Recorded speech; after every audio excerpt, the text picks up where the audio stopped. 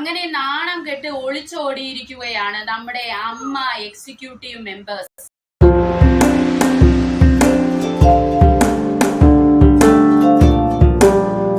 അപ്പോൾ എല്ലാവർക്കും ജൊവീന ജുവൽ വണ്ടേഴ്സ് വ്ലോഗിലേക്ക് സ്വാഗതം. അപ്പോൾ നമ്മുടെ അമ്മയിലെ എക്സിക്യൂട്ടീവ് മെമ്പേഴ്സ് എല്ലാം രാജി വെച്ചിരിക്കുകയാണ്. പ്രിയ സുഹൃത്തുക്കളെ, ഈ ഒരു എക്സിക്യൂട്ടീവ് മെമ്പേഴ്സിനെ തെരഞ്ഞെടുത്തത് ജൂലൈ 1-ാം തീയതിയാണ്. 2 മാസം തികയുന്നതിനു മുമ്പ് തന്നെ ഇത് പിരിച്ചും വിട്ടിരിക്കുകയാണ്. ഇതിൽ നിന്ന് നമ്മൾ എന്താണ് മനസ്സിലാക്കേണ്ടത്? ഇവർ നാണം കെട്ട് തല കുമ്പിട്ട് ഓടി മറഞ്ഞിരിക്കുകയാണോ? അങ്ങനെയാണെങ്കിൽ അതിനെ കുറിച്ചൊന്ന് നമുക്ക് നോക്കാം. ഈ ഒരു എക്സിക്യൂട്ടീവ് മെമ്പേഴ്സിലെ 17 അംഗങ്ങളായിരുന്നു ഉണ്ടായിരുന്നത്. മുതിർന്ന ആൾക്കാരും ഉണ്ടായിരുന്നു, എങ്കിൽ ചെറുപ്പക്കാരും ഇതിലുണ്ടായിരുന്നു. ഇവരെയൊക്കെ എന്തിനാണ് ഈ ചെറുപ്പക്കാരെ ഇതിലോട്ട് എടുത്തതെന്ന് എനിക്ക് മനസ്സിലാവുന്നില്ല. കാരണം ഇവരാരും ഇതിനകത്തൊന്നും ചെയ്തതായിട്ടോ പറയുന്നതായിട്ടോ ഒന്നും നമ്മൾ ആരും കണ്ടിട്ടില്ല. അപ്പോൾ ഇവര് നാണം കെട്ട് ഓടിയതാണോ എന്ന് നമുക്കൊന്ന് നോക്കാം. പ്രിയ സുഹൃത്തുക്കളെ, നമ്മുടെ മമ്മൂക്കയെയും ലാലേട്ടനെയും എടുത്തു വെച്ച് നോക്കിയാൽ എന്തൊരു റൂമർ വന്നാലും ഇവര് രണ്ടുപേരും മിണ്ടാതിരിക്കും.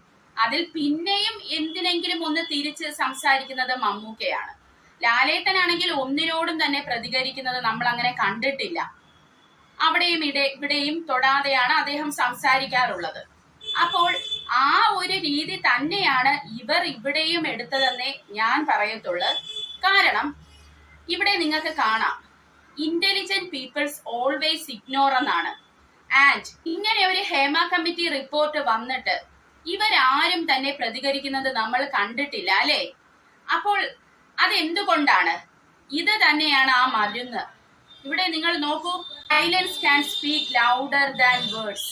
അതേ പ്രിയ സുഹൃത്തുക്കളെ, നിശബ്ദതയ്ക്ക് വാക്കുകളെക്കാൾ മൂർച്ചയാണ് ഉള്ളത്. അത് തന്നെയാണ് ഇവരിവിടെ ഉപയോഗിച്ചത്. അതായത് intelligent people always ignore and silence can speak much better than words. നമുക്ക് നോക്കാം. അപ്പോൾ ഇതൊരു ഒളിച്ചോട്ടമാണോ?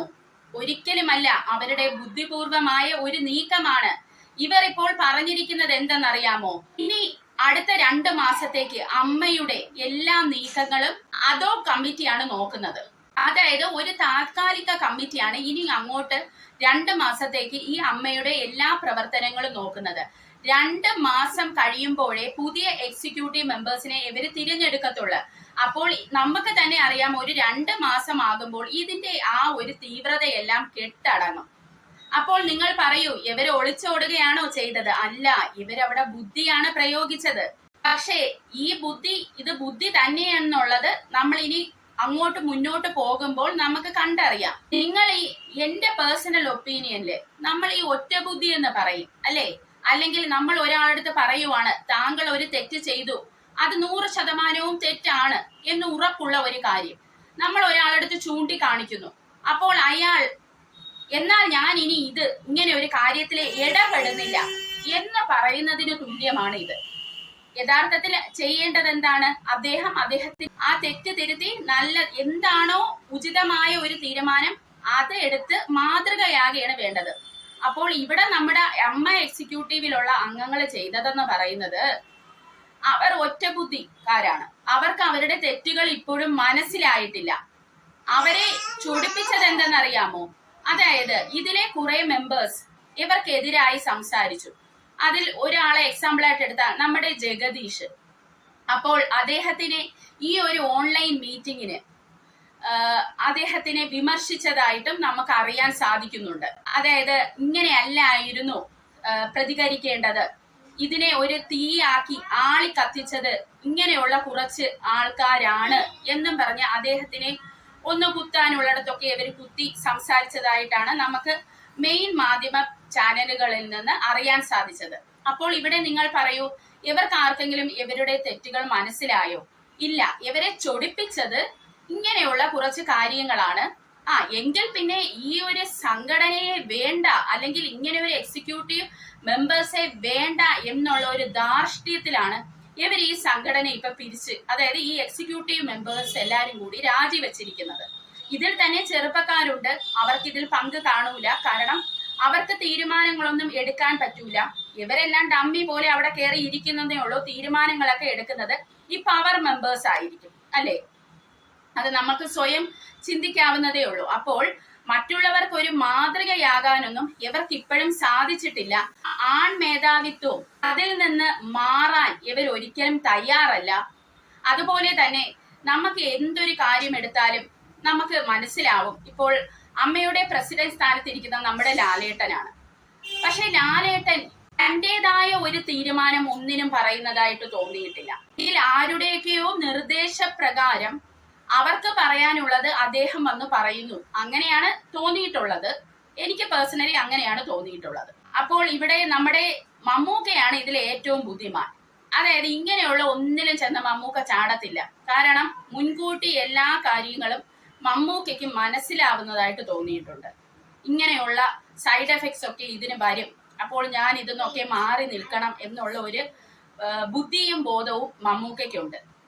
എന്നാൽ ലാലേട്ടൻ ആരെയും എതിർത്ത് സംസാരിക്കുകയോ അങ്ങനെയൊന്നും ഇല്ലാത്ത ഒരു വ്യക്തിത്വമായിട്ടാണ് നമുക്ക് മനസ്സിലായിട്ടുള്ളത്. അതുകൊണ്ട് തന്നെ ഇങ്ങനെയുള്ള സകലതിലും ലാലേട്ടനെ മുന്നിൽ നിർത്തിയാണ് കളിക്കാറുള്ളത്. അത് നമുക്കിപ്പോൾ ബിഗ് ബോസ് പോലത്തെ ഒരു ഷോയിൽ നിന്നും നമുക്കത് മനസ്സിലാവും. കാരണം മമ്മൂക്ക അതിന്ന് മാറി, എന്നാൽ ലാലേട്ടൻ അതിൽ തുടർന്നു. ഇഷ്ടം പോലെ നെഗറ്റീവാണ് ലാലേട്ടന് വന്നത് ആ ഒരു ഷോ കാരണം. ആ സമയത്ത് തന്നെ കുറെ മറ്റുള്ള നടന്മാർക്ക് സിനിമയിൽ കേറി വരാനും സാധിച്ചു. ലാലേട്ടന്റെ സിനിമകൾ അധികമൊന്നും വിജയിക്കാത്ത ഒരു രീതിയിൽ നമുക്ക് കാണാനും സാധിച്ചു.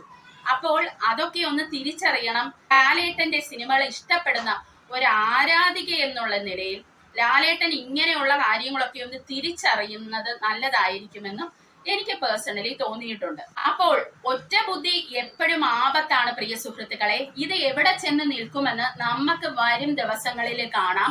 പ്രിയ സുഹൃത്തുക്കളെ, ഈ ഹേമ കമ്മിറ്റി റിപ്പോർട്ടിലെ പല കാര്യങ്ങളും ഇപ്പോഴും പുറത്ത് വന്നിട്ടില്ല. അതിനാണ് ഈ മെയിൻ താരങ്ങളെല്ലാം വരാനിരിക്കുന്നതെന്നും നമുക്കിങ്ങനെ കിംവദന്തികൾ കേൾക്കുന്നുണ്ട്. അതുകൊണ്ടാണോ പല ആൾക്കാരും ഇപ്പോൾ ഒന്നും മിണ്ടാതെ രാജിവെച്ച് പോകുന്നതെന്നും നമ്മൾ സംശയിക്കേണ്ടതായിട്ടിരിക്കുന്നു. ആര് സംസാരിച്ചില്ലെങ്കിലും നമ്മുടെ ലാലേട്ടൻ വന്ന് ഇതിന് ഇങ്ങനെ ഒരു കാര്യം നടന്നിട്ടുണ്ടെങ്കിൽ അതിന് ഉറപ്പായും ഞാൻ കൂടെ നിൽക്കും എന്നൊരു വാക്ക് പറയേണ്ടത് അദ്ദേഹത്തിന്റെ ഒരു മര്യാദയായിരുന്നു.